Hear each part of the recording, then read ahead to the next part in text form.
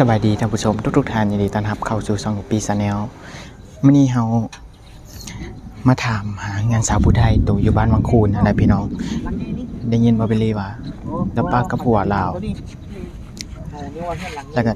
กลับไปอยู่เฮือนหลังพี่น้องแต่ยังบ่ฮู้ว่าเฮือนหลังใดเฮือนหลังนี้หลังตัวน้อยได้เฮือนใหม่ตัวมีประตูหน้าต่างนี่เด้เฮือนหลังนี้น้องหลังนี้แต่ว่าบ่แม่นได้ทาง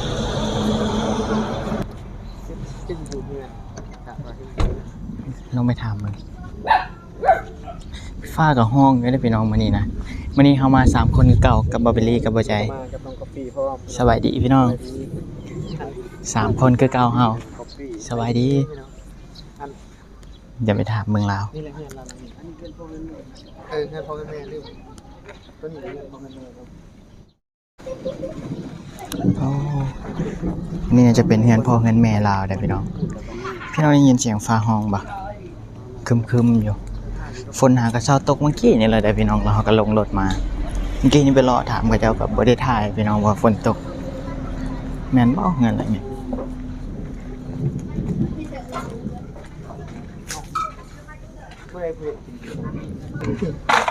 สบายดีฟ้าไปตะฮักแท้เลยมันเฮือนสาวผู้ไทยเพิ่นอยู่แม่นบ่แม่นโอ้อันเจ้านี่เป็นน้องแล้วเราไปใส่เลยโอ้เดี๋ยวไอ้ขอติ๊กได้บ่บ่พอละสาวผู้ไทยเราไปให้พี่น้องบ่พอละซ้ำเดี๋ยวจักหน่อยไปถามเบิ่งผู้เฮาถามเมื่อกี้นั่นน้องลาวพี่น้องก็เดี๋ยวสิมาเล่าคร่าวๆให้พี่น้องฟังก็ปีก็บ่ฮู้รายละเอียดหลายปานใดดอกบาบิลี่ว่าให้ฟังกันเข้าได้ติดตามคลิปบาบิลี่ก็น่าจะฮู้เนาะพี่น้องเราไม่ได้มาหาเฮือนสาวผู้ไทยนี่ EP 1แล้วแต่ว่าน่าจะบ่พอพี่น้องมื้อนี้เฮาก็เลยมาอีกก็คือสาวผู้ไทยนั่นอยู่บ้านวังคูนพี่น้องจำได้ว่าแต่ก็ปีบ่เคยถ่ายคลิปดอกแต่ว่าไปตลอดไปเฮือนเราน่ะถือกล้องให้บ่ใจยังไปแต่ว่าก็ปีบ่เคยถ่ายแล้วก็เราป้ากับผัวพี่น้องเฮือนอยู่บ้านวังคูนน่ะบ่ได้อยู่แล้วก็เลยกลับเฮือนหลังมาอยู่เฮือนหลังนี้สิเป็นอะไรเดี๋ยวถ่ายติดตามเบิ่งพี่น้องมีบ่เลยว่าเฮือนหลังนี้เอาเฮือนหลังใหญ่นี่ของไผกระแทกกันยังไงของเขาดินเขาต่างหากเนาะเฮ็ดได้สิพ่อของเราน่าจะบ่ได้พ่อดอกมื้อนี้คือสิบ่พ่อเนาะแต่ว่ากระเทินได้มาแล้วก็เดี๋ยวจังสอบถามน้องในเบื้องต้นก่อนเนาะหน่อยนึงถามน้องก่อนอันนี้เจ้าเป็นน้องผู้ทิศกับเราบ่ทิศกันกับสาวไทยบ่เจ้านั่นอย่าเจ้าเป็นน้องแท้ๆบ่น้องแท้ๆเหรอจะมีไอ้น้องจะคนเอ้ยผู้ที่เท่าไหร่จ้ะเป็นเอ้ยเจ้าผู้ที่เท่าไหร่ชาวผู้ไทยนะเราเป็นเอ้ยที่1เลยเจ้าเป็นผู้ที่เท่าไหร่ที่3ยังแสดงยังมีผู้หญิงบ่พูดหรือผู้ชายขันอีกนะผู้ชายมีจะคนน่ะไอ้น้องใช่ทั้ง2คนแต่เสียแล้วคนนึงใช่2เสียคนนึงเสียคนนึงบัดนี้หาเหลือจักคนนี่แหละยังเหลือคนเดียวก็คิดว่ากันเหลือ3คนกับเจ้าเนาะเหลือ3คนแสดงว่าเหลือเจ้ากับอันชาวผู้ไทยนำบ่กับอ้ายกับอ้ายอ้ายผู้กลางเจ้ากับอ้ายอันแล้วบัดนี้พ่อกับแม่อยู่เฮือนนี่เพิ่นไปไสนี่ไปให้ไปให้หมดเลยนอนนำกันอยู่ทางในเลยบ่นอนอยู่เที่ยงนอนอยู่ให้นอนอยู่เที่ยงอันนี่ล่ะอันเจ้านี่จักปีกว่าเจ้านี่14ปีแล้ว14ปีนั่นมันบ่แบบลูกสาวเลยลูกสาวได้เข้าสิกินข้าวบ่หรือเสร็จหยังเก็บง่วงมากินเมี่ยงโดยมื้อนี้คันช่วงว่าคือเขาเจ้าออกไปให้คือนี่ฮะอันอยู่อันกินนี่เพิ่นแบ่งไว้ให้บ่มีฮะอยู่ให้ก็เก็บผักกินอยู่ให้เก็บผักกินต่างหากแม่นบ่น้องอันนี้ถามนิดนึงอันเอื้อเจ้าสาวผู้ไทยนี่เราก็สิมาบ่ตอนแรงมาเราน่ะเที่ยวแต่พ่อแม่นอนพุ่นแม่นเราเที่ยวมาผู้เดียวบ่กับอ้ายกับอ้ายดนแล้วบ่เรามาอยู่นี่นะประมาณได้แหละ2-3 อาทิตย์นั่นแหละ 2-3 ทิศบ่ โดย คิดว่าดนอะไรลูกเราได้ซะหอมมาหมดบ่ แม่น ลูกตอนนี้ลูกเราออกไปให้นำกันหมด แม่นลูกเราบ่อยากอยู่ทุกใครให้ตลอด อยู่ตอนเราบ่อยู่ เจะตีบ่ บ่ บ่ยอ ถ้ามันดื้อก็ตีแหละ ถ้ามันดื้อก็ตีแล้วนะเห็นเอาไงมัน ชื่อเท่แล้วหน่อยใดก็เอื้อยจันสาวผู้ไทยนะ แอะ ชื่อแอะเนาะ โดย บ่รู้ชื่อแล้ว บ่ฮู้ชื่อเลย อันเบิ่งไปฮะเป็นลงมาตารางกันหน่อยเพราะว่าอยู่เทิงมันยังมืด ไม่ก็สิฮักนี่ ชื่อแท้เจ้าชื่ออะไรโตงั้นเจ้า แอะ ชาวแอะ แม่น บ่เคยได้ยินอะไร เคยได้ยิน จักปีว่าเราฮะเราอายุจักปีเอื้อยจะอายุจักปีล่ะ จัก บ่ได้จัก ประ บ่ มาณ หลายปานใด 24ประมาณ24 โบราณ 23 24สับไทย อันนี้ผัวแต่น้อยพุ่นน่ะ แม่น เราได้ลูก2บ่ ลูกซองแบบเสียแล้วลูกเราผู้หนึง อ้าวเสีย ลูกเราเสียแล้ว ผู้หนึ่งบ่ได้นี่ แม่น เสียตอนใด โอ้ยแต่ดดแล้วเสีย ผู้ใหญ่หรือผู้น้อยเสียนี่ กำลังออกมือตะบิดรถ เกิดแล้ว มี เสี ดอก ย ที่สองแม่น ใหม่อีกบ่จ้ะ แม่นได้ลูกใหม่อีก เอ้าเมื่อตะกี้ตอนเขาเจอคือว่าเรามีลูก2คนแล้วตอนน่ะอยู่ คนหนึง บ้า ตี คนหนึงบ่ คนหนึงน่ะตอนนั้นเนาะ แม่น ลูกเราเกิดใหม่เราเสีย เสียอยู่บ้านเขาเจ้าเพิ่นบ่หรือว่าเสียอยู่ที่นั่น เสียอยู่บ้านหญ้าเราพุ่นแหละ บ้านญาเรา แม่น อืม เราหากันมาอยู่พี่ได้ประมาณอาทิตย์หนึงบ่ โดย กลัวที่อาทิตย์โดนถ้าโดนได้เห็นเรา บ่แบบเราตอนนั้นเรามาลิ้นแล้วเราเมื่อ2-3มื้อแล้วเราเมื่ออยู่เฮือน เดี๋ยวนี้ได้ซะเราเมื่อยอยู่บ่ บ่ มาอยู่พี่เลยนั่นคือว่า แม่น เราสิมาอยู่พี่เลยบ่เลยว่าเราเที่ยวไปเที่ยวมาลิดซื่อ มาอยู่พี่เลย ๆอยู่พี่เลย เห็นเราเห็นเฮาอยู่นะเห็นอยู่1033ที่กัน3กันเราก็บอกว่าสิมาอยู่พี่เลยแล้วว่าเราว่ามันละสิมาหาเด้อเราว่า บัดนี้บัดผัวแล้วได้ซะ ผัวเราว่าปะกันแล้ว แล้วป้ากันแล้วบ่ใจล่ะ เราติดคุก พอเราติดคุก แม่น บ่แม่นว่าตั้งป้ากันเนาะเราติดคุกเนาะ โดย เขากับบริพิษกันบ่เขาบริปะกันก็นัดซ้ำปะเนาะ ติดดนบ่เราติด โอ้ยได้แล้วประมาณปีหนึ่ง เอ้าคนละอย่างนะเสี่ยวมันเราพูดว่าเบิ่งเข้าไปมื้อนั้นบางคุณตอนน่ะบ่ได้โดนนั่นก็ยังเห็นผัวเราอยู่เนาะ หรือว่าตอนที่ผัวเราติดคุกแล้วเราอยู่เฮือนผู้เดียวบ่แต่เก่า แม่น สิได้บ่โดนเติบแล้วซะเนาะ อยู่ผู้เดียวแต่ดนได้ใช่ อันนี้ก็ถ้าเบิ่งข้อมูลตามความจริงเวลาพ่อเราสิถามอีกทีนึงเนาะ แม่น เพราะว่าคือทางกันสาวผู้ไทยนี่ฮะเรามาอยู่พี่หั่นเฮาก็คือว่าเราคือสิเอาลูกเอาเต้ามาอยู่นำเบิดแต่ว่าตอนนั้นน่ะคันข่อยจื้อบ่ผิดน่ะเรามีลูก2คนนะ ผู้หนึงเฮาจื้อ คนนึงบ่คนนึงน่ะล้านบ่ต้องหกขึ้นทั้งเฮือนน่ะคือ ผู้ ว่า หนึง คนนึง ตอน น่ะ นั้ ล้าน น เนาะล่ะแม่นบ่ แม่นผู้เดียวนะ ลูกคนนึง ลูก เนาะ เราผู้เดียวนึงได้ ผู้หนึงฮะสงสัยจะเป็นลูกอันกลางเฮือนนั่นซั่นที่ว่ามักไปเฮือนเรานะ เกิดใหม่บัดเสียซำเนาะจะได้จักมือลูกผู้เสียนะ กำลังยังอยู่หาท้องอยู่ แบบเราสลูเด้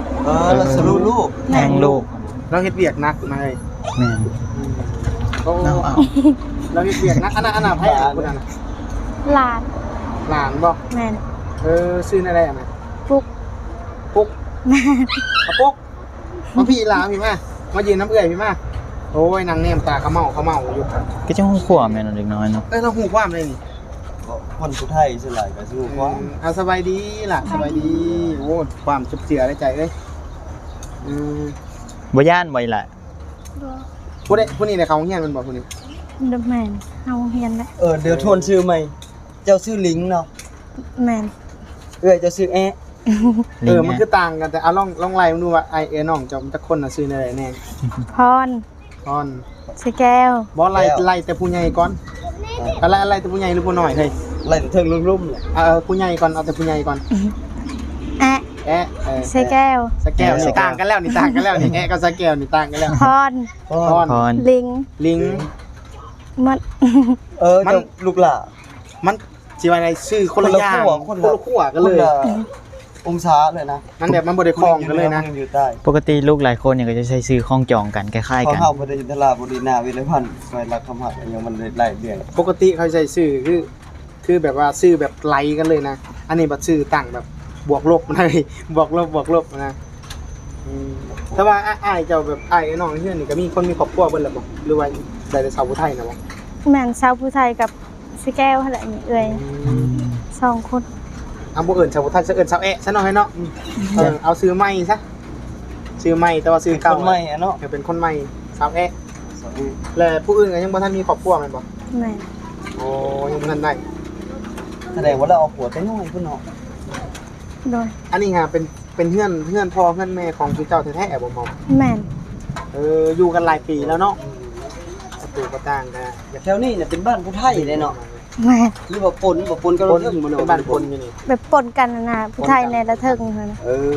ปนกันเนาะใหญ่มากนี่งานเจือๆได้ลงดิงนี่เนาะ น้องเบาม่วนเบาแบบเบาเรียบร้อย หน้าตาก็ได้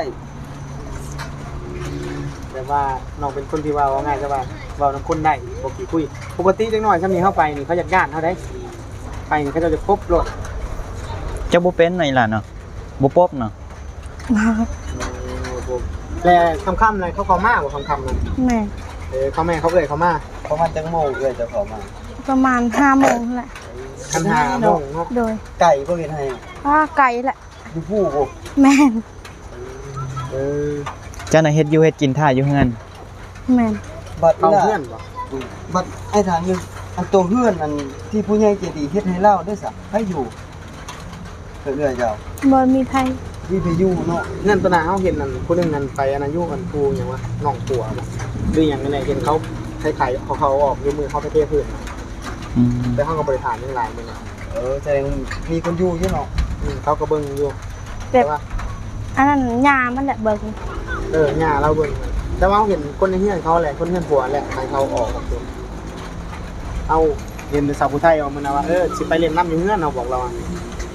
แต่พอดีน้ำคอยน้ำหาสาวผู้ไทยอ่ะ2 มื้อทวิตมาพุ่นไอไปบ้านนั้นยิงวะเราว่าอยู่บ้านอะไรนี่แหละเราบอกตอนนั้นใกล้ๆอะไรยังเราบอกไอ้กันน้ำหาแถวบ้านอะไรเอาเปิดหูมันก็เจ้าเบิ้งนะโบเห็นเลยไม่มาหูจักเลยพูดมานี่ผู้หนึงว่าอยู่บ้านชั้นแล้วอีกบ่นี่ บ่ FC เขาบอกอยู่บ้านชั้นแล้วเฮ้ยเป็นอยู่บ้านชั้นแล้วเพิ่นก็จะเห็นพันกล้องอยู่บ้านชั้นแล้วเกือบไม่ไปบ้านชั้นแล้วอีก คนละที่พี่ วันนี้ผู้หนึง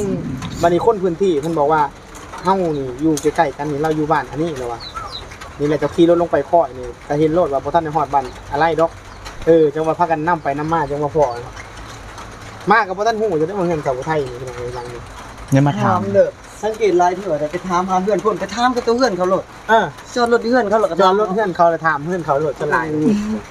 มันก็ถือปานนั้น คือแบบแม่นเนาะ บังเอิญขนาดไหน แต่เฮามีข้อมูลมาก่อนใช่ อยู่2คนนี่ฮะแสดงว่ามื้อนี้ฮะบ่ได้ไปใช่เขาเฮือนแล้วเนาะ แม่นเวลาครับร้านบ่มาลิ้นนำกะอยู่ผู้เดียว ตลาดมอมาลินนั่นจะก็อยู่ผู้เดียว แม่น อันนี้ฮะหลานเนาะเพื่อนที่ใช้หลานนี่ เพื่อนเราครับ หลังใหญ่นะ บ่นี่ลังน้อย หลังก็ได้ นี่ ๆแม่น ได้เงินเรา นั่นน่ะ เอาเงินหลังนี้บ่ แม่น หลังตุ๊บรถป้าบางนี่ โดย นี่คือว่าเพื่อนกระถาบเขาแนมยุ่งกินเงินผู้นี้ได้บ่อีหล่ะอันจะอยู่จักคนในเฮือนหลานเด้4 คน คือนึงเอาเกลือแล้ว คนนึงเอาผัวแล้ว ดู เจ้าจักปีอะไรล่ะ 10 ปีพี่น้อง ให้เพิ่นพาไปเบิ่งเฮือน ของผู้น้อย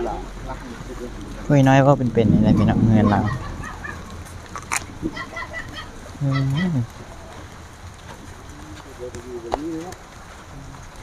ฝนตกนี่เปียกเบิดแล้วนี่เบิ่งไง โอ้อันนี้ว่ายืนนี่ก็ได้ยืนร่มก็ได้เนาะยืนร่มก็ได้โอ้นี่เฮือนเจ้าบ่ล่ะเฮือนหลานนี่เนาะ แม่น โอ้ชื่อยังว่าคุณน้องลิงไอเรื่องนะ ปุ๊ก น้องปุ๊ก แม่ ปุ๊กปุ๊กเงินเรากันน้องเลย เปียกบ่เวลาฝนตกนี่หลังคาหัวบ่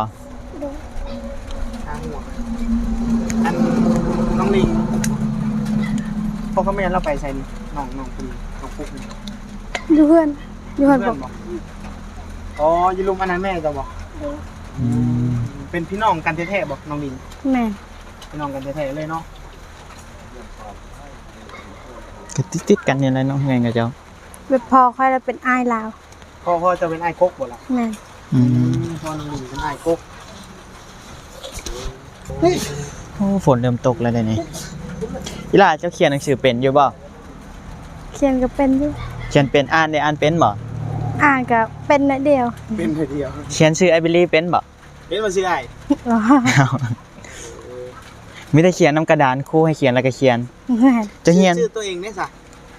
ชื่อตัวเองนะเป็นว่า อ้าว แน่ ชื่อตัวเองเขียนบ่เป็นมานี่ ชื่อตัวเอง จะเฮียนฮอดปอใดอีหล่ะ ปสี่ บ่สิออกโดนแล้ว ประมาณปีหนึ่งแล้วเอา ออกประมาณปีหนึงบ่อยากเฮียนต่อบ่อีหล่ะ ว่าก็อยากเฮียนอยู่แต่พ่อแม่บ่ให้เฮียนแบบเผาเฮือนน่ะนะบ่มีไผเผาเฮือน บ่มีไผอยู่เฮือน ก็จะไปหาอยู่หากินเบิดเนาะ แม่น มีใครอยู่เพื่อน บางเธอก็ออกไปจับสวน ยันแบกกัดเข้าน่ะ เอาไปจอบสวนไกลบ่สวนน่ะ ก็ไกลอยู่ อืมเจ้าก็ขี่รถไปบ่อีหล่ะหรือย่างไป บ่ย่าง ป้า เพื่อนมีรถบ่ มีอยู่มีคันเดียว มีคันเดียว โดย ไปให้พัดไปจักคนไปให้ฮะ คนเดียว คันเดียว แม่น อืม โอ้โห ยากเนาะ ตะเอ๊ะเนาะเรียวซื้อ สาวไทย บ้านนอกบ่ชื่อน้องลิงชื่อต่างกันแห้งกันเลย คนละขั้วกันเลย ชื่อบ่ได้คือกันแม้ ลิง น้อยเดียว พรอีกวันนี้ ลิงมาพรนี่เพิ่น ไปแนวใหม่เลย สร้างเป็นโลก เดี๋ยวว่าพี่สิหาเอามีเอาปลากระป๋องไปให้น้อง ไอ้อยู่ผู้กินเป็นบ่ล่ะ พอให้น้องไว้กินได้หน่อยเครื่องนี้เขาหาก็ซื้อมาพี่น้องยังสิซื้อมาเติมอีกเมื่อวานนี้พอดีเครื่องเขาหมดเลยพี่น้องเขาไปแจกหลายครอบครัว คือต่างกันกับเอื้อยคือกัน เดี๋ยวสิ